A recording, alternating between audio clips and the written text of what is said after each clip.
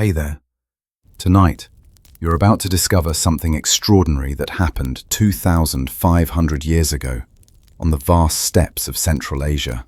You see, while you're lying here comfortably in your bed, wrapped in soft blankets with the gentle glow of your screen illuminating the darkness, there once lived women who slept under stars so bright they could navigate by them alone. These weren't just any women.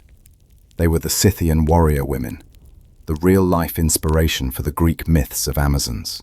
Before we begin this journey together, let me know in the comments where you're listening from tonight and what time it is in your corner of the world. Are you tucked in bed in New York, perhaps unwinding after a long day in London?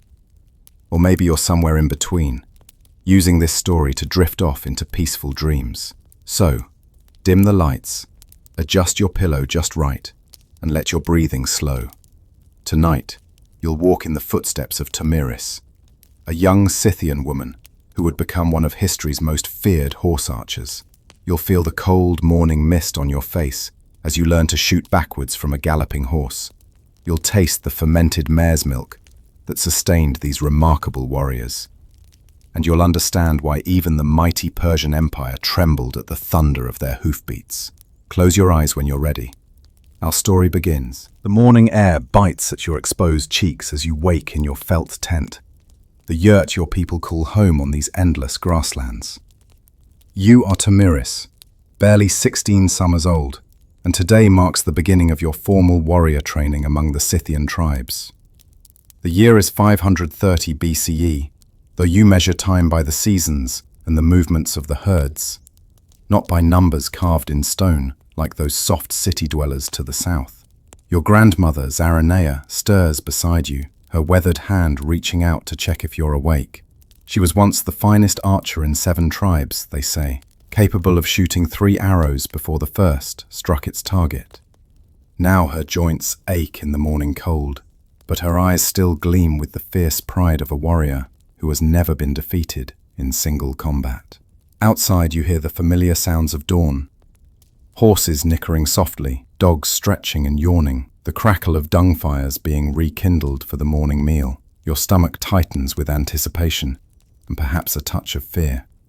Today you will receive your first composite bow, a weapon that takes 2 years to craft and will become more precious to you than gold. Your father would have presented it to you, but he fell in battle against the Persians 3 moons ago. Instead, your mother, Spargapesis, will perform the ceremony, as is the way when warriors fall before their daughters come of age. The smell of cooking meat drifts through the tent flaps, mixing with the ever-present scent of horses and leather that defines your world. Your mother, Spargapesis, stands waiting outside the yurt, her silhouette sharp against the pink-gold horizon, where the sun god begins his daily ride across the sky. She holds a bundle wrapped in white felt, the sacred color of new beginnings, and her face bears the ritual scars of a woman who has taken more than 20 enemy heads in battle. You approach her with measured steps, remembering your grandmother's teachings about how a warrior must walk. Deliberate, balanced, ready to spring into action at any moment. The other families of your clan have gathered in a semicircle, perhaps 40 souls in total, their breath visible in small puffs in the cold morning air. Children peek out from behind their mother's trouser legs, and you remember when you were that small, watching your older cousins receive their first weapons with awe and envy. Your mother begins to speak in the old tongue, the formal language reserved for ceremonies and speaking with the spirits. Her words tell of your bloodline, stretching back 7 generations to Lipoxis, the legendary first king of the Scythians who received golden gifts from the sky. She speaks of your responsibilities now, to protect the clan, to master the bow and the blade, to bear strong children who will continue the line, and to die with honor when your time comes. The bundle in her hands seems to pulse with significance as she slowly unwraps it, revealing not just 1 bow, but 2. The second belonged to your father, its wood dark with age and use, its curves speaking of countless battles survived. The weight of your father's bow surprises you as you string it for the first time, the sinew backing crackling slightly as it bends to your will. Your mother watches without expression as you struggle with the strength required, your arms shaking with the effort, until finally the string snaps into place with a satisfying twang.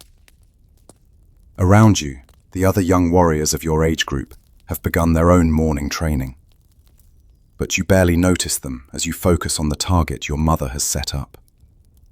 A piece of felt stretched over a wooden frame, painted with the crude image of an enemy warrior.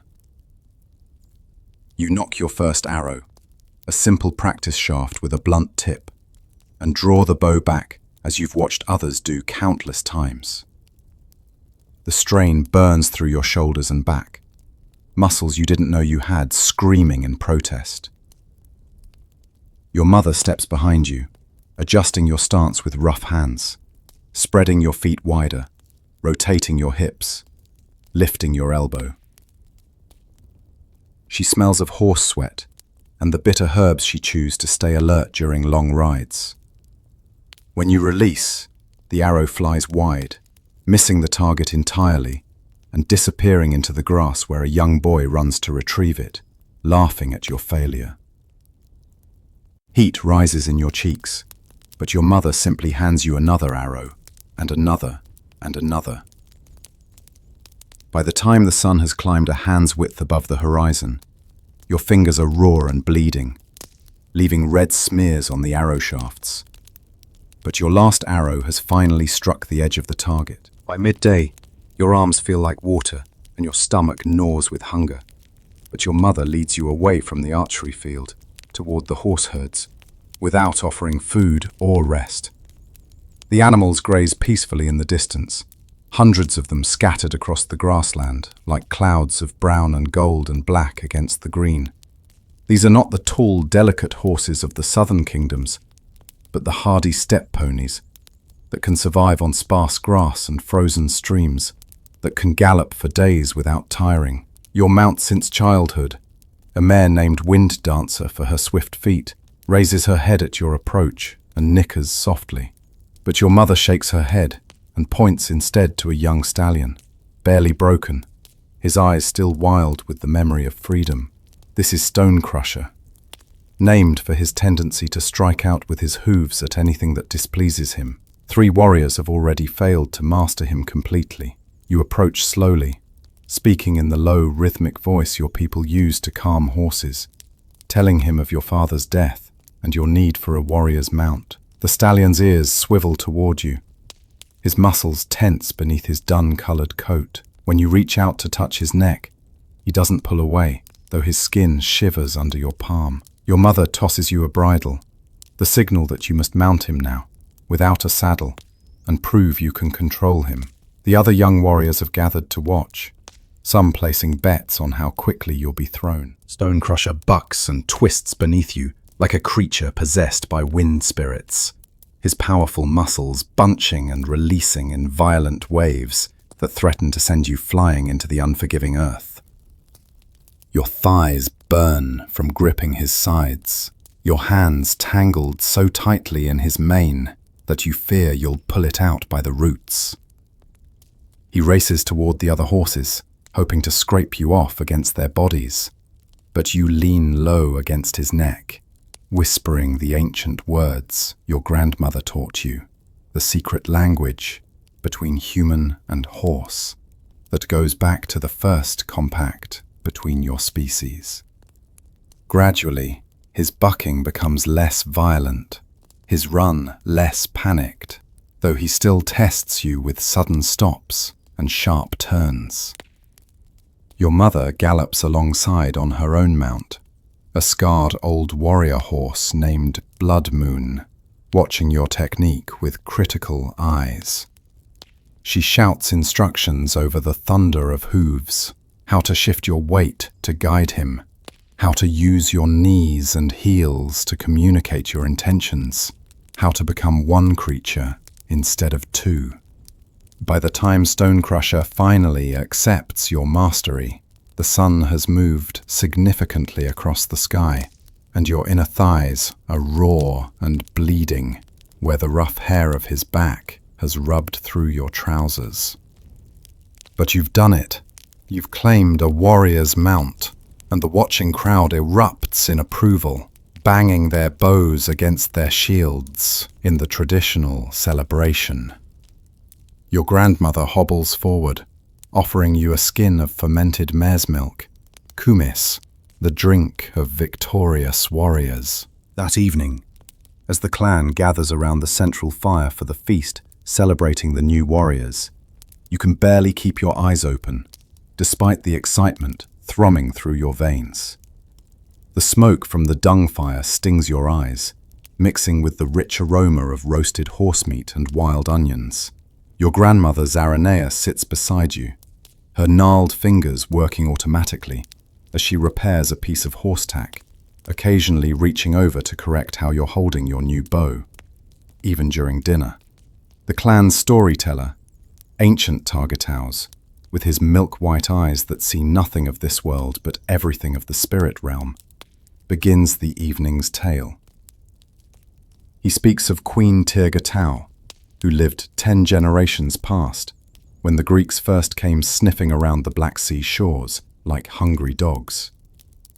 She could shoot 6 arrows in the time it took a man to draw 1, he says, and once killed 3 Persian princes in single combat when they tried to capture her for their king's harem. The younger children listen with wide eyes, unconsciously mimicking the drawing of bows with their small arms. Your mother watches you from across the fire, finally showing a hint of approval in her scarred face. Tomorrow, she says, loud enough for all to hear, you will begin learning to shoot from horseback, the true test of a Scythian warrior. Tonight, though, you're permitted this moment of rest, this brief celebration of your first steps into the warrior's world. Your body aches in places you didn't know could hurt, but beneath the pain lies a fierce pride. The next dawn comes too soon, your muscles stiff and protesting as you force yourself from your sleeping furs, while the rest of the camp still slumbers in the pre-dawn darkness. Your mother stands waiting with Stonecrusher already bridled, his breath steaming in the cold air like a dragon from the old tales. Today's lesson is simple in concept, but nearly impossible in execution. You must learn to shoot accurately while riding at full gallop. She demonstrates first, flowing onto her horse's back like water, nocking an arrow and drawing her bow in one smooth motion as Blood Moon surges forward. At full gallop, she twists in her seat, shooting backward at a target you can barely see in the dim light, then forward, then to each side, each arrow finding its mark with a solid thump. She makes it look as easy as breathing, but when you attempt the same, you nearly fall off Stonecrusher before even knocking an arrow. The motion of the horse throws off everything you learned yesterday about stance and aim. Your arrows fly wild, dangerous to everything except their intended targets. Your mother doesn't speak, simply sets up the targets again and points for you to continue. Hours pass in this frustrating dance, your arrows occasionally coming close, but never hitting true. Stonecrusher, at least, begins to understand his role, learning to maintain a steady gait despite your awkward movements on his back. By the time the sun reaches its peak, you've managed to hit a stationary target twice while riding, though both were lucky shots you couldn't immediately replicate. On the 4th day of mounted archery training, something finally clicks in your mind and muscle memory, like pieces of a wooden puzzle sliding into place. You stop thinking of yourself and Stonecrusher as separate beings and begin to move as one creature with 6 legs and deadly aim. When he gallops, you rise and fall with his rhythm, using his motion to add power to your draw rather than fighting against it. Your first successful shot while riding at full speed and aiming backward brings tears to your eyes, not from sadness but from pure, overwhelming relief that you might actually master this impossible art. Your mother nods once, the highest praise she's ever given, then immediately makes the training harder. Now you must hit moving targets. Leather balls thrown by young boys who dart in and out of your path, simulating enemy warriors. You must shoot while Stonecrusher jumps over obstacles, while he wheels and turns at sharp angles, while riding with no hands at all, guiding him only with your knees and voice. The other young warriors training alongside you progress at different speeds. Your cousin Atossa seems born to the bow, hitting 9 targets out of 10, while poor Roxana can barely stay mounted, her fear of horses evident in every tense muscle. During the midday rest, you share dried meat and fermented milk with your training companions, comparing bruises and discussing technique, building the bonds that will one day make you sisters in battle. A week into your training, the clan receives visitors. A trading party from the royal Scythians, the noble tribes who claim direct descent from the sky gods and wear enough gold to blind a person in direct sunlight. Their leader is a woman named Tamiris, spelled differently from yours, already legendary at 30 winters for having killed the Persian general who murdered her husband. She rides a pure white stallion with eyes like pale blue ice, and her bow is a masterwork of horn and sinew that supposedly never misses its target. The young warriors are commanded to demonstrate their progress for these honored guests, and your stomach churns with anxiety as you prepare. You've improved greatly, but displaying your skills before such accomplished warriors feels like a sparrow trying to impress eagles. When your turn comes, you perform the mounted shooting routine you've practiced hundreds of times. Forward shot at full gallop, backward Parthian shot while retreating, then the most difficult, shooting to both sides while weaving between obstacles. Your arrows find their marks, not perfectly centered, but solid hits nonetheless. The royal warriors watch with unreadable expressions, their faces hidden behind the ritual tattoos of their status. Afterward, the legendary Tamiris approaches you personally, examining your bow with expert eyes. She speaks of the coming war season, when the Persians will likely push north again, hungry for the gold in Scythian tombs and the slaves they can take from defeated tribes. You might be needed sooner than expected, she says, her pale eyes boring into yours. That night, the clan holds a feast for the royal visitors, and you're permitted to sit with the warriors for the first time, rather than with the children and untested youth. The conversation flows as freely as the kumis, and you listen intently as the royal warriors discuss the movements of enemy armies, the politics of alliance and betrayal among the tribes, and the ever-present threat from the soft city dwellers who see the steppes as land to be conquered rather than the sea of grass that nurtures free people. The legendary Tamiris tells the story of her husband's death, how the Persian king Cyrus had offered marriage alliance but sent assassins when she refused, killing her beloved as he slept. Her revenge had been terrible and complete. She had led 3,000 mounted archers in a devastating raid that left no Persian alive, their heads mounted on spears as a warning to others who might threaten Scythian freedom. The firelight flickers across her scarred face as she speaks, and you see not bloodlust, but cold, calculated justice in her eyes. Your mother contributes her own intelligence about Persian movements near your territory. Scouts spotted near the winter camps, tracks of heavily laden horses moving north. War is coming, they all agree. Perhaps before the autumn rains, you finger your bow nervously, wondering if your few weeks of training will be enough when real arrows fly with intent to kill. Your grandmother, silent until now, speaks up to say that young warriors often prove the fiercest, having not yet learned to fear death properly. The morning after the royal party departs, your training intensifies dramatically as your mother prepares you for real combat rather than ceremonial display. She teaches you to shoot not at stationary targets, but at armor. Specifically, the weak points where Persian scale mail gaps at the armpit, the neck, the inner thigh where major blood vessels run close to the surface. You learn to identify enemy ranks by their equipment, to prioritize targets.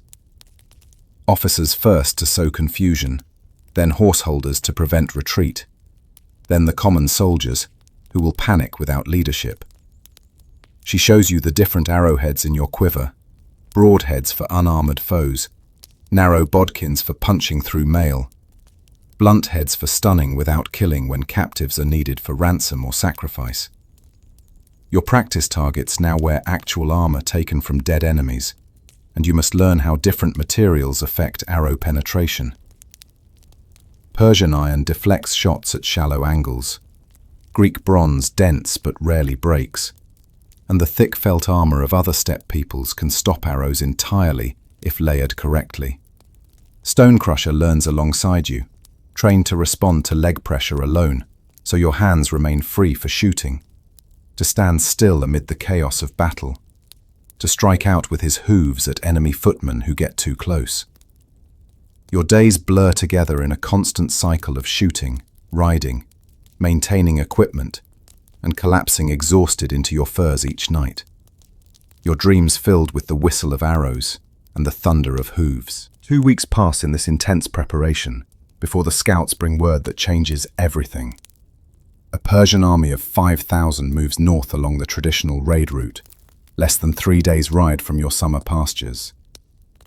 Your clan numbers barely 200 souls, with perhaps 60 capable of fighting, and immediate evacuation seems the only sensible response. But your mother and the other war leaders gather in council, and through the thin walls of the command yurt, you hear them planning something far more dangerous. A preemptive strike, using the ancient tactic of the feigned retreat, drawing the Persians into an ambush where superior numbers matter less than superior position and surprise.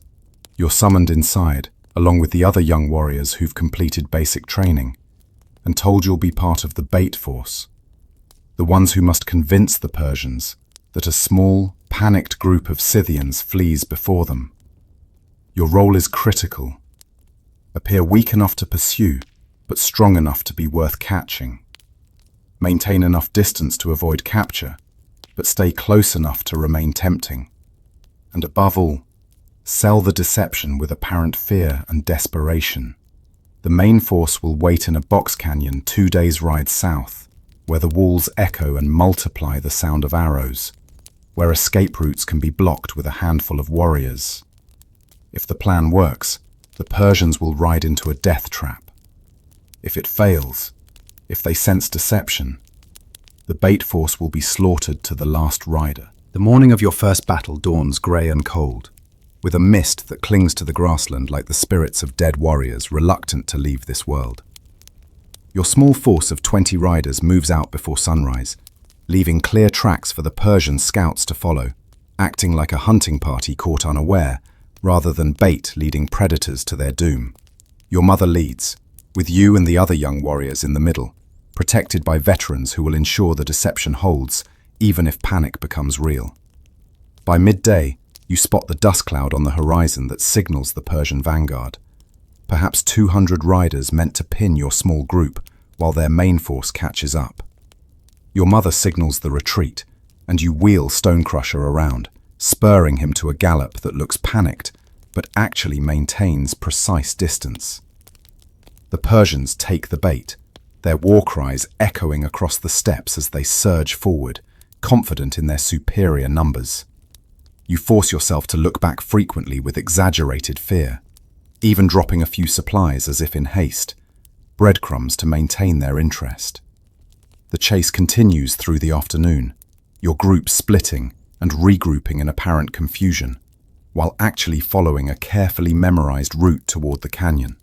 Your thighs burn from constant riding, your throat parches from the dust, but you maintain the performance, occasionally loosing wild arrows backward to seem like desperate defense rather than calculated delay.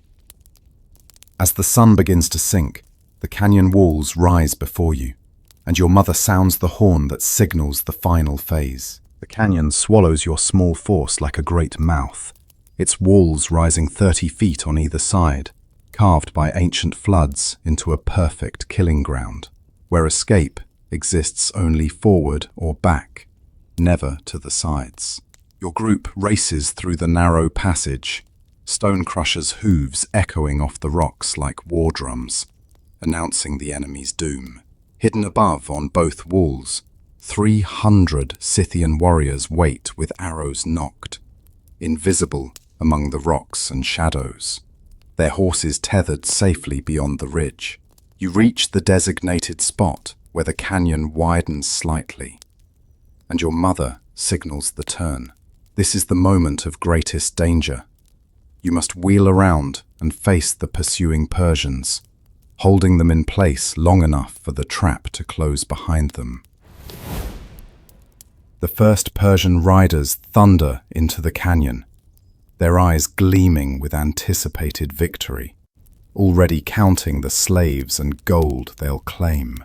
Your mother raises her bow and shoots the lead rider through the throat, the signal for the ambush to begin. The canyon walls erupt with arrows, a deadly rain that falls upon the packed Persians with nowhere to dodge. Screams echo and multiply off the rock walls, men and horses falling in tangled heaps that block retreat. You knock and shoot, picking targets with cold precision, as training overrides fear. The Persians try to retreat, but find their escape blocked by their own numbers and the Scythian warriors who've sealed the canyon entrance. Some attempt to climb the walls, only to be shot down like birds. The slaughter in the canyon lasts less than an hour, though it feels like days compressed into heartbeats as you loose arrow after arrow until your quiver runs empty and you must scavenge shafts from the dead. When the last Persian falls, the silence seems unnatural after the cacophony of battle, broken only by the moaning of wounded horses and men. Your mother orders no mercy for the enemies. Those still breathing receive a quick knife across the throat. Their suffering ended not from compassion, but from practicality, as prisoners would slow the necessary retreat before the main Persian force discovers this destruction. You dismount on shaking legs to help with the grim work of looting the dead, taking weapons, armor, gold, anything useful while trying not to look at the faces of men whose lives you ended. Some are younger than you, beardless boys who joined the Persian army for glory and found only death in a foreign canyon. Your first kill lies where he fell, the Persian rider your mother had you target specifically, and you see he wears the insignia of a minor noble, his armor worth more than your family's entire herd. As you strip the gold from his body, his dead eyes seem to stare accusingly, and you vomit suddenly, violently, the stress of battle finally overwhelming your control. Your mother appears beside you, not with comfort, but with understanding, sharing her own memory of her first battle, her first kill, the nightmares that followed. "This is the price of freedom," she says, "the cost of keeping the clans safe from those who would enslave them." The ride back to camp takes place under cover of darkness, your small force moving like ghosts across the steppe, using knowledge of the terrain that no Persian scout could match even in daylight. Stonecrusher carries you and 2 heavy sacks of looted weapons, his steady gait a comfort after the chaos of battle. No one speaks during the journey, each rider lost in their own thoughts, processing what they've done and what they've become. You've killed 7 men today, maybe 8. In the confusion of battle, it's hard to know which arrows found their marks fatally and which merely wounded. The number seems both insignificant compared to the veteran warriors and impossibly heavy for someone who was practicing on straw targets just weeks ago. When you finally reach the camp, which has been moved to a predetermined secondary location for safety, the clan greets you with a mixture of celebration and mourning. Victory has been achieved, but 2 of your warriors didn't return. Old Skiles took a Persian lance through the chest, and young Ariapethes fell from his horse and was trampled in the canyon's narrow confines. their families keen with ritual grief, while others praise the living for their courage. Your grandmother embraces you fiercely, her weathered hands checking for wounds you didn't know you had. A shallow sword cut on your left arm. Arrow grazes on your thigh, where Persian shots came close. She tends them with the practical efficiency of someone who's treated countless battle wounds, using the sacred herbs that prevent the wound fever that kills more warriors than enemy blades. Sleep eludes you that first night after battle. Every time you close your eyes, seeing the face of the young Persian noble as your arrow punched through his throat. The surprise in his eyes as death claimed him. You rise before dawn and find several other young warriors also awake, gathered around a small fire away from the main camp, sharing the silent companionship of those who've crossed the same threshold. Your cousin Atossa stares into the flames, absently cleaning blood from under her fingernails, while Roxana rocks slightly, humming an old lullaby her mother used to sing. None of you speak of what you've done, but the understanding flows between you like shared blood. Your mother finds you there as the sun rises, bringing a special tea made from poppy seeds and valerian root, herbs that bring dreamless sleep to troubled warriors. She tells you about her own first battle, how she didn't sleep for 3 days until exhaustion finally claimed her, how the faces of the dead visited her dreams for months afterward. This is normal, she assures you. The price of survival in a world where the strong devour the weak. She also brings news. The main Persian force has discovered the Canyon massacre and retreated south, their appetite for Scythian gold temporarily satisfied by Scythian arrows instead. The clan will have peace for the remainder of the season. Time to move to fresh pastures. Time for young warriors to grow into their new selves. You drink the bitter tea gratefully, feeling its warmth spread through your body, dulling the sharp edges of memory just enough to function. As summer deepens into its fullest expression, the clan moves to the high pastures, where the grass grows thick and sweet, where the horses can regain weight lost during the lean spring months. Your days fall into a new rhythm. Morning weapons practice to maintain the edge earned in blood, afternoon patrols with other young warriors to watch for threats, evening lessons with your grandmother who teaches you the deeper mysteries of the warrior's path.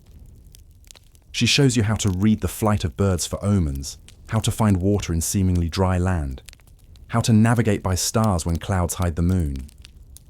Most importantly, she teaches you about the politics of the steppes, the complex web of alliances and feuds between clans that determines whether you meet another group with arrows or embraces. The Royal Scythians have sent word of your canyon victory throughout the Confederation, and your name is now known as one who blooded her arrows well in her first battle. This brings both honor and danger. Honor from your own people, danger from Persians who might seek revenge for their humiliating defeat. 3 more times during the summer, Persian scouting parties probe your territory, but each time they're detected and driven off by arrows from hidden positions before they can locate the main camp. You participate in these skirmishes, your bow singing its deadly song with increasing confidence, though the nightmares continue. And you wake some mornings with your hand cramped from gripping an imaginary bow in your sleep. The autumn equinox brings the great gathering, when 7 clans converge at the sacred burial grounds, where the ancient kings lie beneath their golden kurgan mounds. Here, marriages are negotiated, disputes are settled, and young warriors compete to establish their reputations before winter isolates the clans again. You've been selected to represent your clan in the mounted archery competition, an honor that brings both pride and pressure, as your performance reflects not just on you, but on your mother's training and your clan's strength. The competition ground stretches along a natural valley, where spectators can watch from the slopes as riders demonstrate their skills. Your competitors include warriors from across the Confederation, some barely older than you, others veterans with decades of experience, all deadly with the bow. The legendary Tamiris herself will judge, along with other notable war leaders. their decisions determining not just winners, but potentially future battle assignments and marriage prospects. Your first event requires shooting 10 arrows at full gallop, points awarded for both speed and accuracy. Stonecrusher, now perfectly attuned to your needs, maintains a steady pace as you empty your quiver in less than 30 seconds. 8 arrows finding the center of their targets, 2 slightly off, but still lethal hits. Other competitors achieve perfect accuracy, but take longer. Some match your speed, but sacrifice precision. You place third in this event, respectable for your first gathering, though you burn to prove yourself capable of more. The second day of competition brings the war games, mock battles that simulate real combat without intentional killing, though accidents happen when warriors' blood runs hot with the need to prove themselves. Your clan fields a team of 12, with you as the youngest member, tasked with capturing the enemy's golden deer standard while protecting your own. The opposing team comes from the Sarmatian allies, eastern cousins known for their heavier armor and longer lances, a different fighting style that will test your hit-and-run tactics. The game begins with both teams circling each other like wolf packs, looking for weakness, testing responses with feinted charges. You hang back initially, observing patterns, until you spot their formation's flaw. They protect their flanks well, but leave a gap in their rearguard when they wheel to face threats. Using hand signals, you communicate this to your mother, who nods approval and signals for the spinning wheel attack. A complex maneuver where your team seems to retreat in disorder, but actually creates a rotating circle of death, each warrior covering another's withdrawal while maintaining constant arrow fire. The Sarmatians take the bait, charging what they perceive as a broken formation, only to find themselves surrounded by mounted archers who strike from every angle. In the confusion, you and Atossa break through their lines, racing for their standard while the main forces remain engaged. The Sarmatian standard-bearer, a woman with iron-grey hair and ritual scars covering her arms, sees you coming and prepares to defend, her lance lowered like a promise of death. Victory in the war games brings unexpected consequences, as warriors from other clans approach with marriage proposals, seeing in you a young fighter with proven battle skills and the bloodline of notable warriors. The negotiations happen around you rather than with you, as is traditional, your mother fielding offers of bride prices that include hundreds of horses, gold enough to outfit a warband, and promises of military alliance. You watch these proceedings with mixed feelings, understanding that marriage is as much a political tool as any treaty, but also knowing that accepting would mean leaving your clan to join your husband's people. The most persistent suitor is Palacus, a warrior of 25 summers from the royal Scythians, already distinguished in battle with Persian scalps decorating his horse's bridle. He's handsome in the way of warriors, all scars and confidence, and his offer includes not just wealth, but a promise that you would continue training as a warrior, rather than being confined to domestic duties. Your mother neither accepts nor rejects outright, following the formal dance of negotiation that could stretch across seasons. During the evening feast, Palacus approaches you directly, against protocol but not quite forbidden, offering you his own golden knife as a courting gift.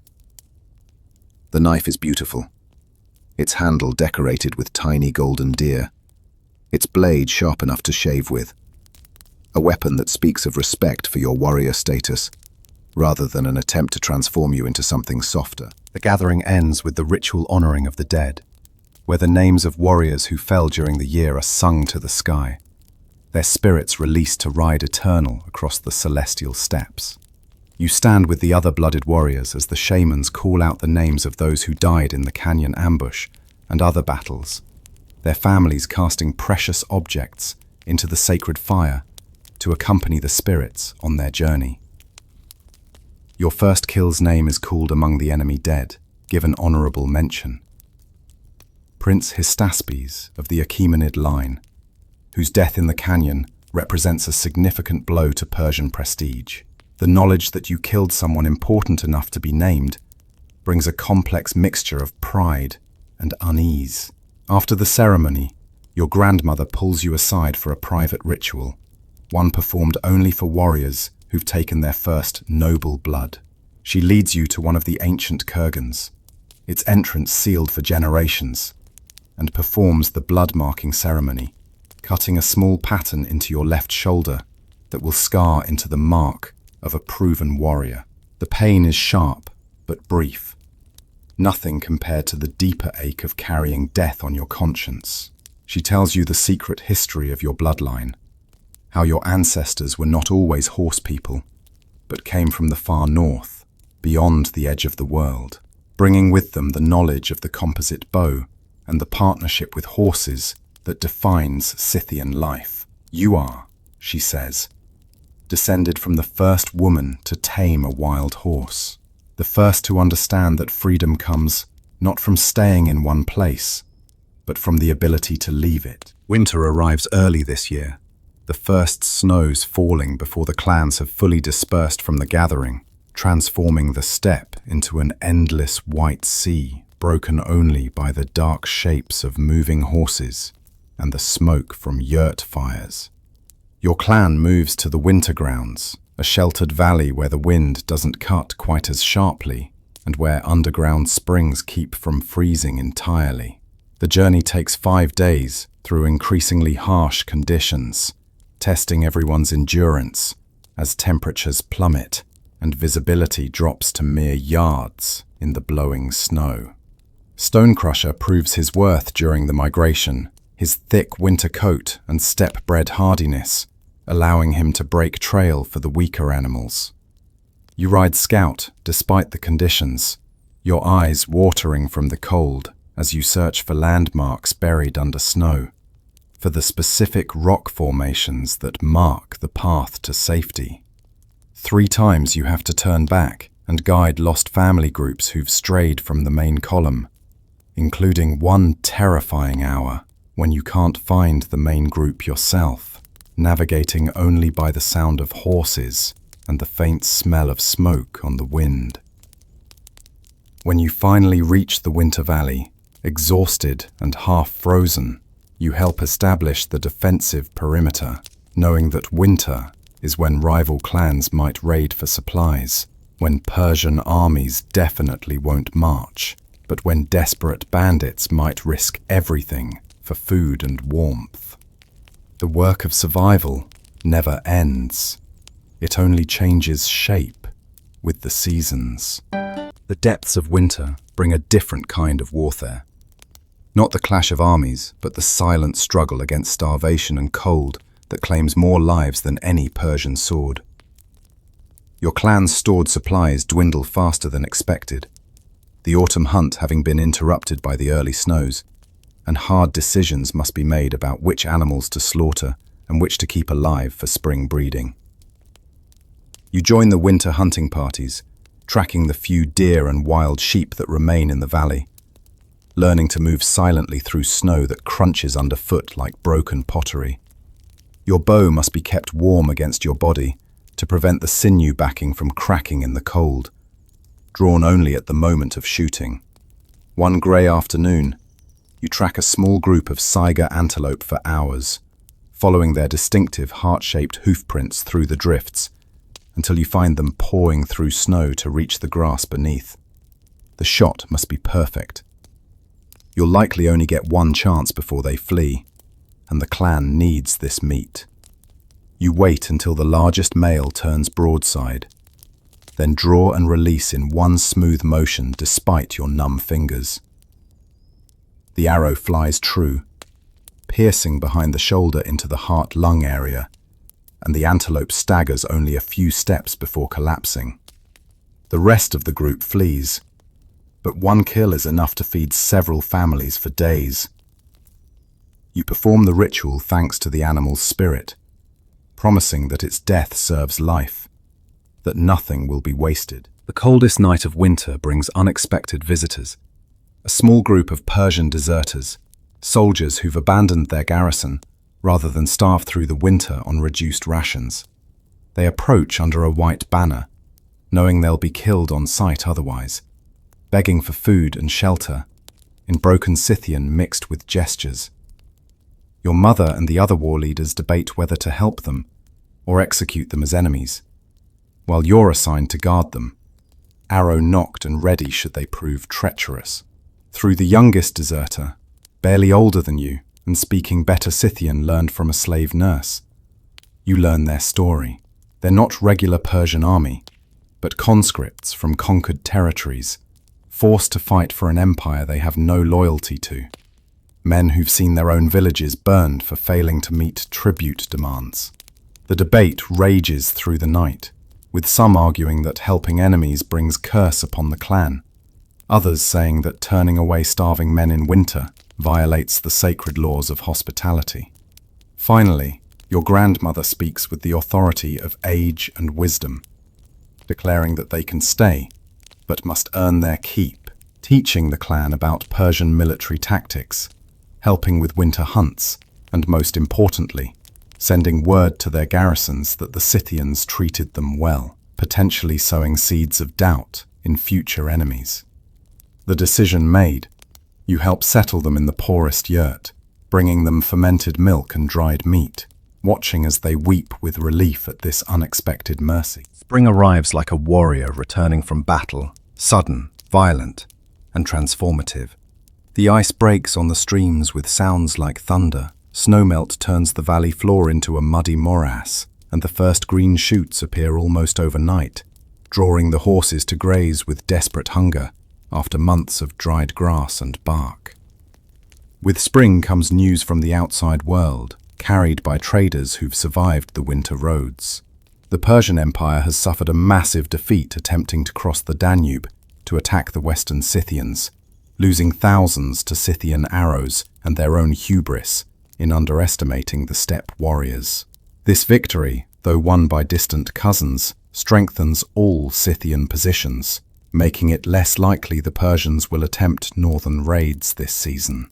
Your clan prepares to move to the spring pastures, but first comes the renewal ceremony, where young warriors who've survived their first winter as fighters receive their adult names. You stand before the assembled clan as your mother recounts your deeds, the canyon ambush, the war games victory, the winter hunts that helped keep children fed. The shamans cast the oracle bones, reading the patterns of cracks in the fire to determine your warrior name.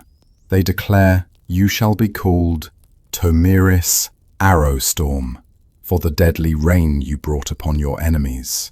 The name feels heavy on your shoulders, a promise of future battles, future victories, future losses. Palicus is present for the ceremony, having wintered with a nearby clan, his marriage offer still standing, though you've given no answer. The spring migration takes your clan toward the eastern territories, following the ancient paths that trace rivers swollen with snowmelt, where grass grows tallest and game animals gather to birth their young. Along the way, you encounter other clans also moving to summer grounds, some friendly, others viewing your passage with suspicious eyes and hands near weapons. At one river crossing, you meet a clan that's been devastated by winter sickness, having lost half their number, including most of their warriors. Their leader, an ancient woman named Syra, whose eyes have seen 80 winters, begs for protection to reach safe territory, where her remaining people can rebuild. Your mother agrees, but this means your warriors must now defend a much larger, slower group, with many elderly and children who can't fight if attacked. You're assigned to train their young people in basic defense, teaching gangly teenagers and scared children how to hold a bow, how to stay on a horse during combat, how to die with honor if death becomes inevitable. Among them is a girl named Zarina, perhaps 12 summers, who shows natural talent with the bow despite her fear. She reminds you of yourself, just 1 year ago, before the canyon, before the blood, when war was still a distant story, rather than a daily reality. Teaching her and the others, you begin to understand why your mother was so hard during training. Gentleness in preparation means death in battle. You drill them relentlessly as the combined clans move slowly eastward, knowing that their weakness makes everyone a target. The attack comes at dawn, 3 days into the combined migration. Not from Persians, but from the Bastonai, a Germanic tribe that's been pushing east into Scythian territories, testing weakness wherever they find it. Their warriors, tall and pale with long, ash-coloured hair, attack on foot with long spears and oval shields, a fighting style utterly different from the mounted archery you know. They've chosen their moment well, attacking during a river crossing when half the group is on one side, half on the other, and the warriors are scattered, protecting different points. You're on the far bank, with the weakest members of both clans, when you hear the war cries and see the dust of battle rising. Without hesitation, you organize the young fighters you've been training into a desperate defense line, knowing you must hold until real warriors can respond. Zarina shakes beside you, her small hands barely able to draw the child's bow she carries, but she stands her ground, as you've taught her. The Bastonai warriors charge through the shallow water, their shields raised against arrows, believing a handful of children and one young woman pose no real threat. You wait until they're in the middle of the stream, their footing uncertain on slippery rocks. Then give the order to shoot.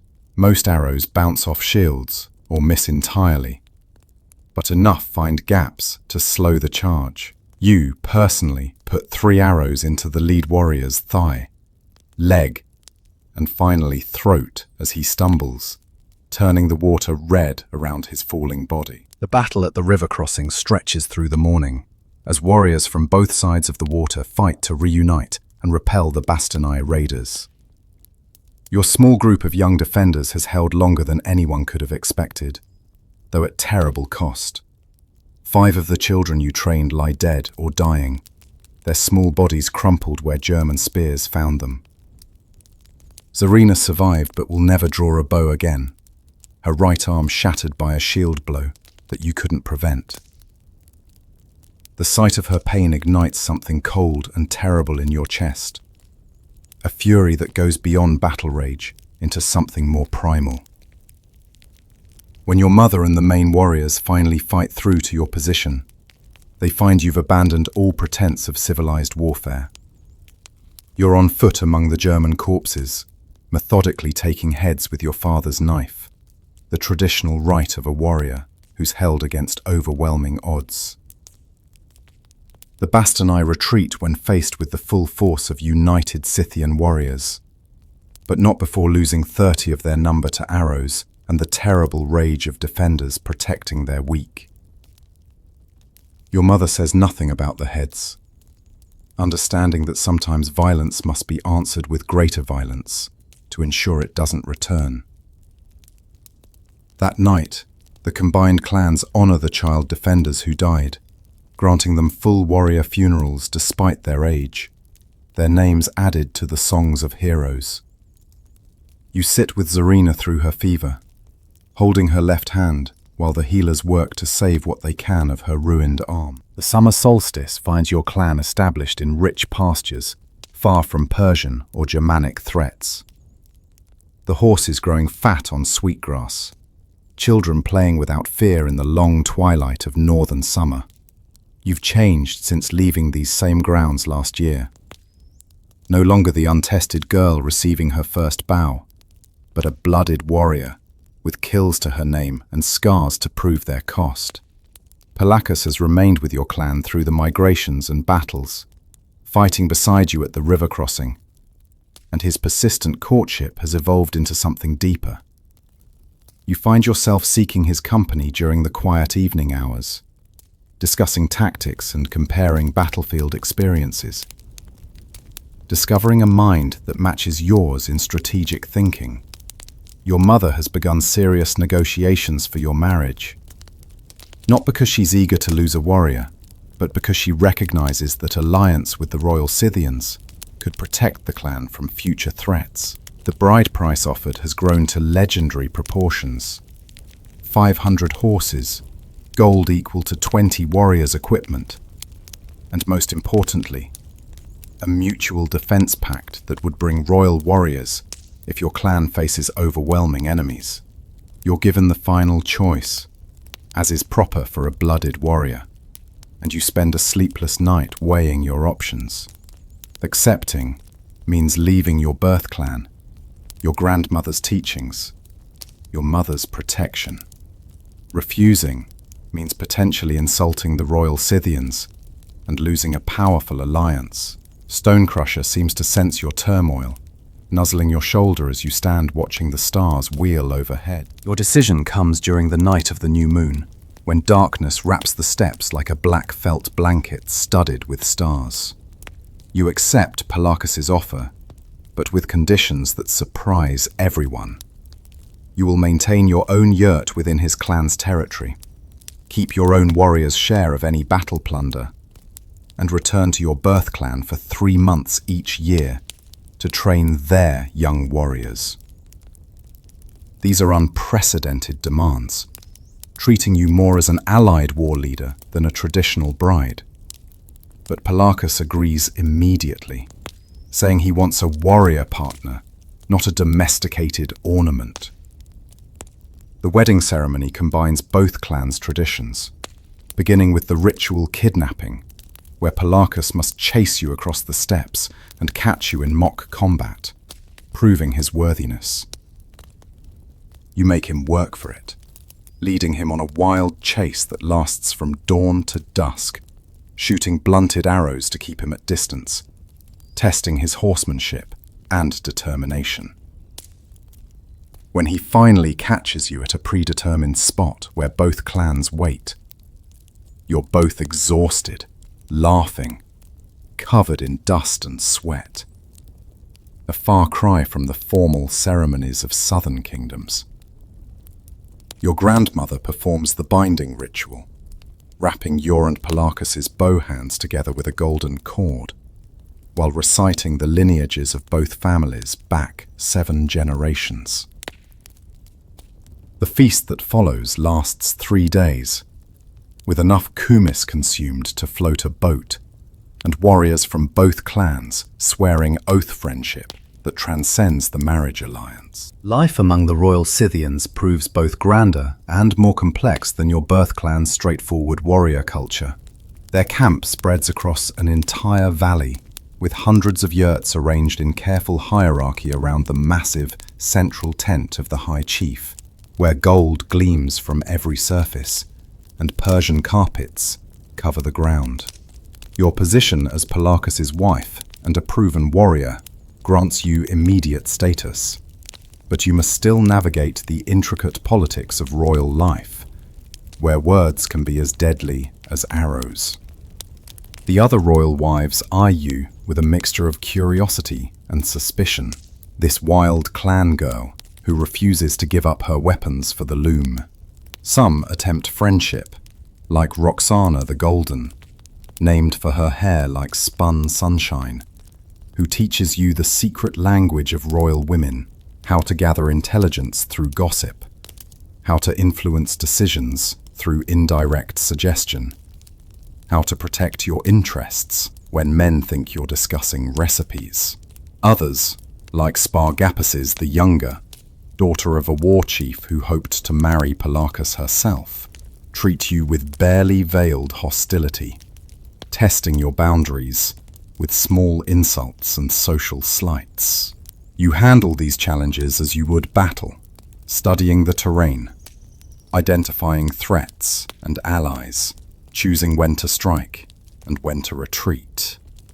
Your first royal feast becomes your first victory when you arrive in full armor rather than feast clothes, making a statement that you're a warrior first, wife second, earning approving nods from the veteran fighters and shocking gasps from the traditional matrons. Your first winter with the royal Scythians brings unexpected challenges when the High Chief announces a grand campaign against the Greek colonies along the Black Sea coast, those wealthy cities that grow fat on trade while paying only token tribute to the lords of the steppes.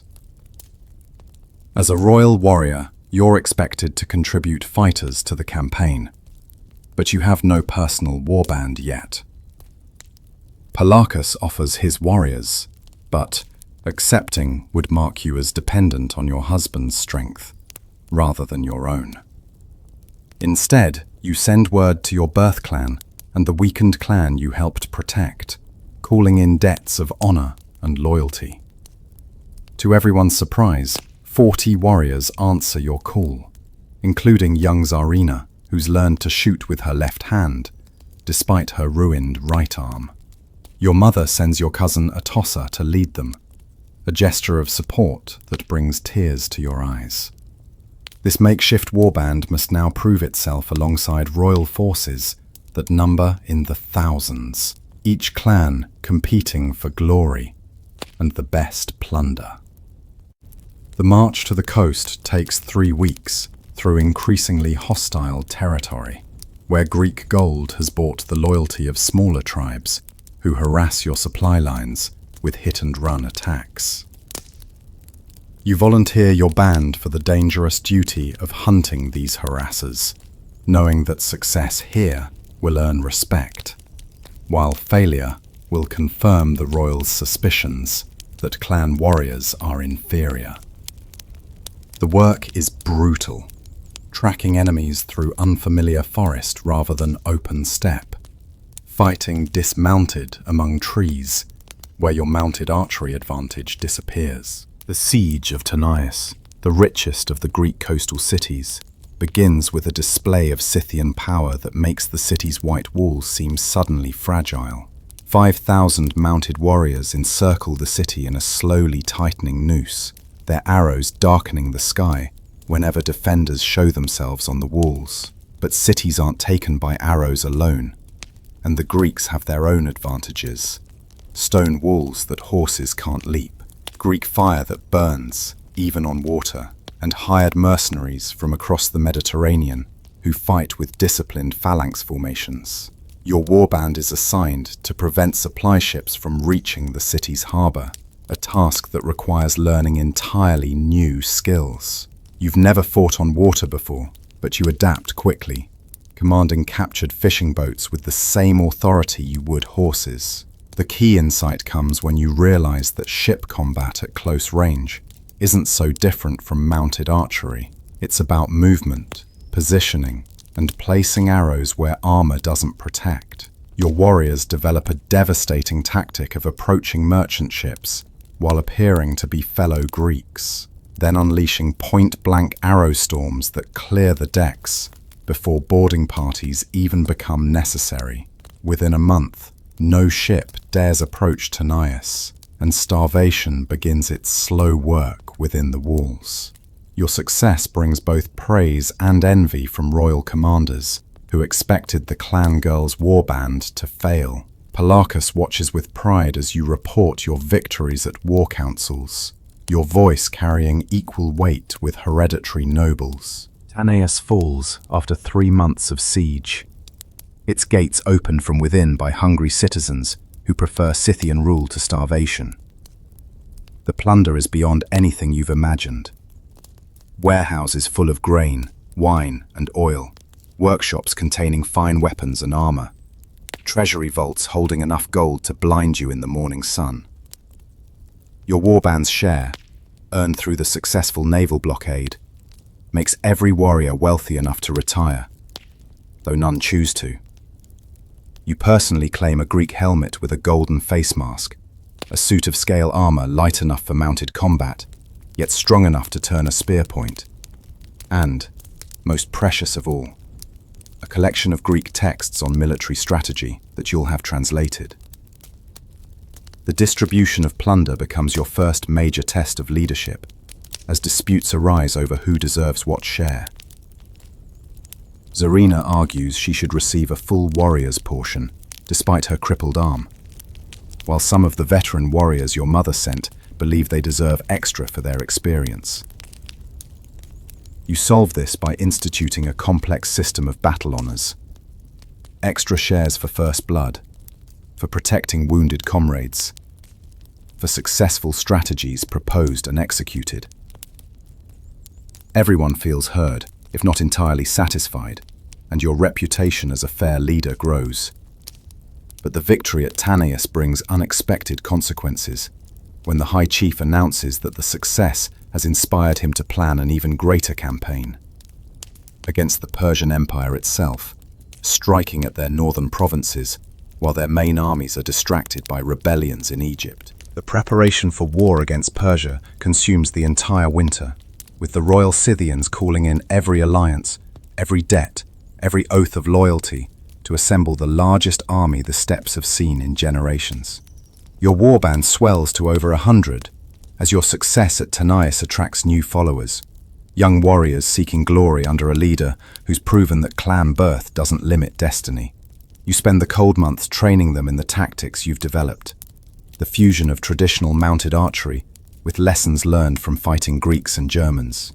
Palachus is appointed to command the left wing of the army, a force of 2,000, and he makes you his second, an unprecedented honor for someone so young and female. The other wing commanders accept this with varying degrees of grace, some seeing your promotion as evidence of changing times, others viewing it as Palachus's foolish favoritism for his bed partner. You silence doubters by proposing the overall battle strategy that the High Chief ultimately adopts.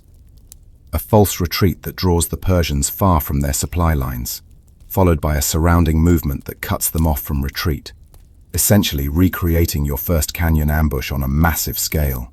The plan requires perfect coordination between multiple forces across miles of territory, something Scythians have rarely attempted.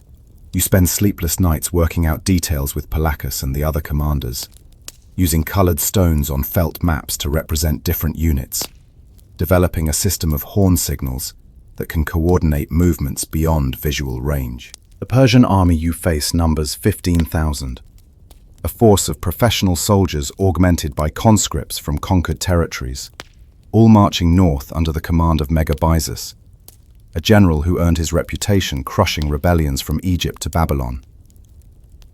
Your Scythian force numbers only 8,000, but every one is mounted, mobile, and deadly with the bow. The battle begins at dawn on the open steppe, exactly where you planned, with Palachus's wing making the first contact, shooting volleys of arrows before wheeling away in apparent disorder.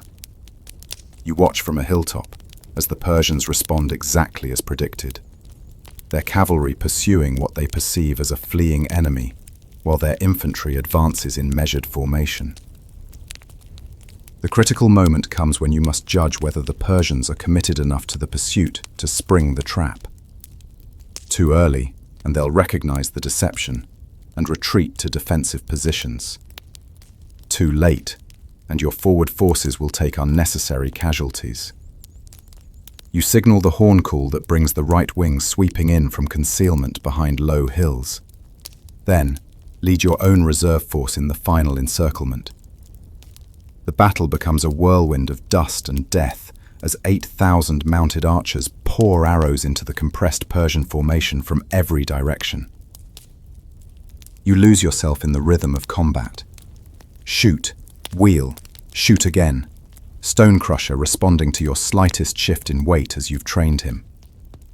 A Persian noble in golden armor tries to rally his men, and you put 3 arrows into him in quick succession, watching him topple from his horse into the dust. Victory comes at sunset, when Megabyzus himself falls, trampled by his own men's horses as they flee in panic from the Scythian encirclement.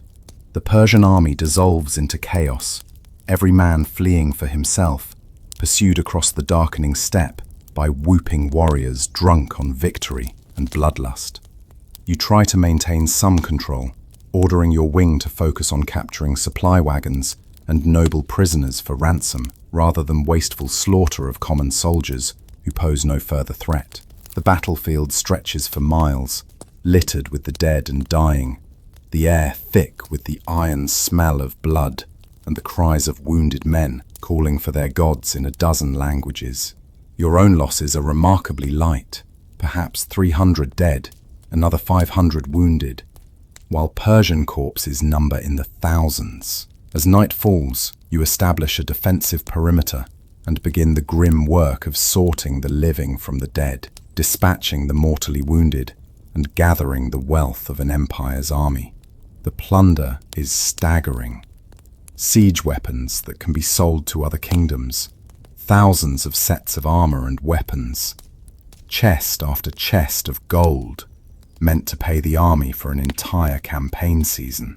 But the true prize is the intelligence gathered from captured officers, maps of Persian fortifications, lists of garrison strengths, diplomatic correspondence revealing the empire's weaknesses.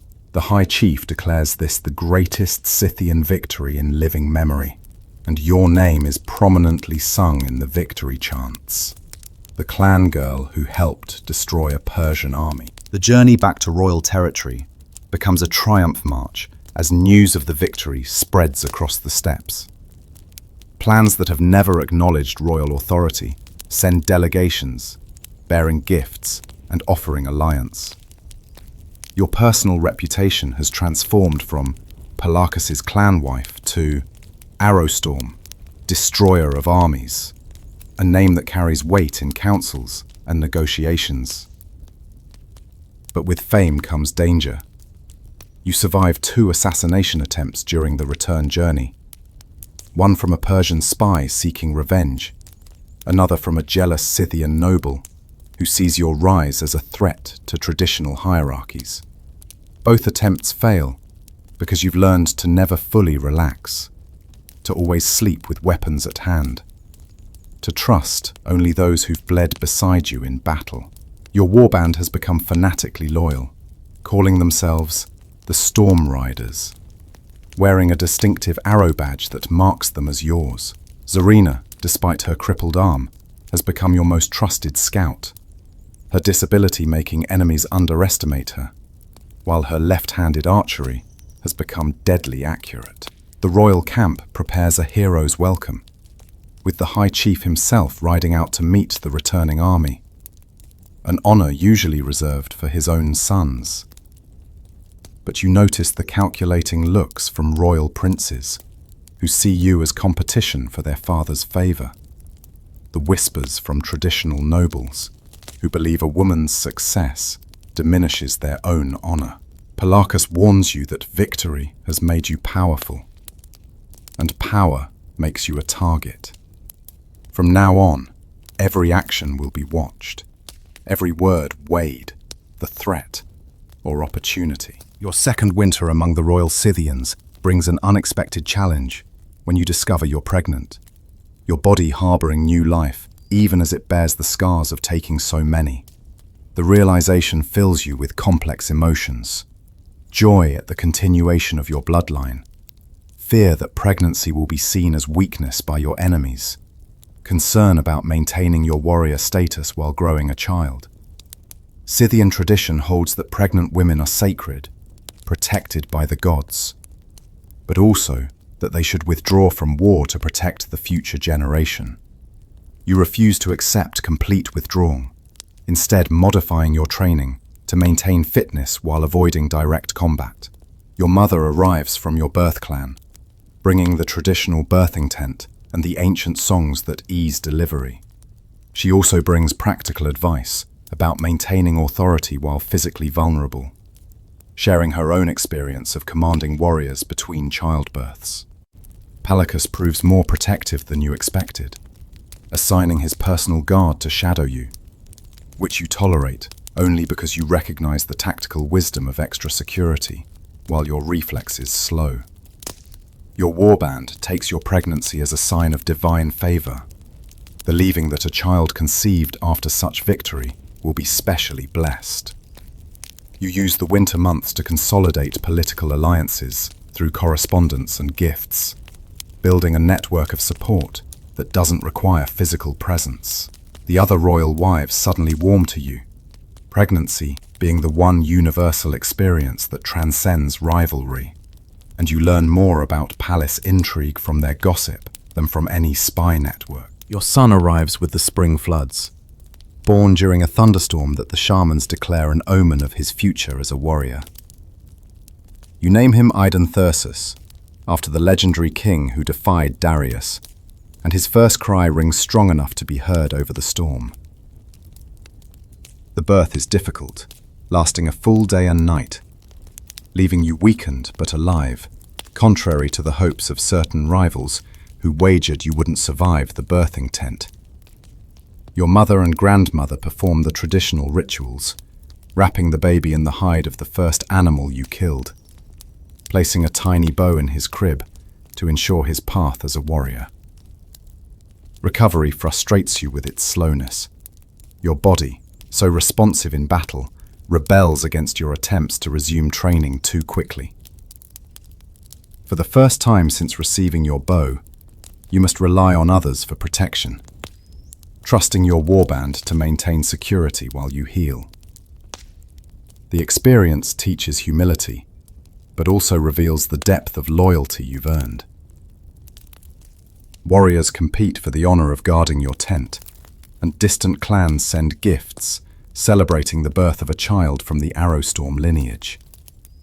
Palacus proves a devoted father, spending hours holding his son while discussing tactical problems with you, treating your recovery as a strategic pause rather than weakness. By summer, you're back in the saddle, though your body has changed. Broader hips affecting your riding position, breasts heavy with milk requiring different armor, a new understanding of mortality that makes you both more cautious and more fierce. The High Chief's death comes suddenly in late summer, not from battle, but from the wasting sickness that consumes from within, leaving the royal succession in chaos. 5 of his sons claim the right to rule, each backed by different factions, and the Confederation threatens to tear itself apart in civil war. As a prominent war leader married into the royal family, you cannot remain neutral. Choosing no side marks you as everyone's enemy. After long discussion with Palacus, you support Octomasadas, the 3rd son, not because he's the strongest claimant, but because he's the smartest. Understanding that Scythian strength comes from unity, not domination. Your warband's support proves crucial when negotiations devolve into armed camps facing each other across the royal grounds. The sight of the famous storm riders backing Octomasadas causes other undecided warriors to reconsider their positions. But his primary rival, the eldest son Skilles, has Persian gold backing his claim. Mercenaries who care nothing for Scythian tradition or honor. The conflict explodes during what should have been peaceful succession talks when Skilles' mercenaries attempt to assassinate Octomasadas during a feast. You save the prince's life by throwing your knife into the throat of an assassin who'd gotten within arm's reach. Your reflexes still sharp, despite months of recovery from childbirth. The feast hall erupts into combat, brother fighting brother, while you rally Octomasadas' supporters, turning a massacre into a fighting retreat. Your son, barely 6 months old, remains with your grandmother in your birth clan, a decision that now seems prescient as civil war consumes the royal Scythians. The final battle of the civil war comes not through planning, but through betrayal and desperation. Skiles, facing desertion as his gold runs out and his support crumbles, makes a devil's bargain with the Persians. In exchange for military support to claim the throne, he'll make Scythia a vassal state of the Persian Empire. The news reaches you through your spy network, barely in time to prepare, as 5,000 Persian cavalry cross the border to reinforce Skiles' remaining forces. This betrayal of Scythian independence accomplishes what months of diplomacy couldn't, uniting the neutral clans behind Octomasadas in outrage that one of their own would sell their freedom to the ancient enemy. The battle takes place on the fields of Exampaios, where legend says the first Scythians learned to ride horses. Your forces are outnumbered, but not outmatched. Every warrior fighting with the fury of those defending not just a king, but a way of life. You command the center, your storm riders now veterans of dozens of skirmishes. Their coordination so perfect, they seem to share a single mind. The battle turns when you spot Skiles himself, conspicuous in his Persian-gifted golden armor, trying to rally his wavering line. Without hesitation, you charge directly at him, cutting through his guard with arrows that find every gap in their defenses. Stonecrusher, your faithful companion through so many battles, takes a spear meant for you, screaming as he falls, but giving you the moment needed to put an arrow through Skylar's eye. The traitor prince falls from his horse, and with him falls the last hope of Persian dominance. His remaining supporters surrender or flee, and the Persian cavalry retreats rather than face the united fury of all Scythia. With Skiles dead and the Persians retreated, Octomysadus is crowned High Chief of all Scythians, in a ceremony that combines triumph with mourning for the civil war's costs. You stand beside him as his chief war advisor, a position never before held by a woman. Your appointment silenced those who still whisper about appropriate roles. The Confederation is weakened, but not broken, and, under Octomysadus's rule, with your strategic guidance, it begins the slow work of rebuilding. You finally reunite with your son, now walking on unsteady legs, calling you Mama, in a voice that brings tears to your battle-hardened eyes. He's grown so much in your absence, already showing the sturdy build that promises future warrior prowess, though you secretly hope he'll know more peace than his mother has. Pallicus survived the civil war, wounded but alive, and your marriage has evolved from political alliance to genuine partnership, forged in shared trials. Together, you work to reform the Scythian military structure, incorporating lessons learned from fighting Persians, Greeks, and Germans, creating a more flexible force, capable of meeting diverse threats. Your Storm Riders become the model for a new type of unit, highly trained, absolutely loyal warriors who serve as both elite fighters and training cadre for the next generation. You personally oversee the establishment of formal warrior training for young women, ensuring that future generations won't have to fight as hard as you did for the right to defend their people.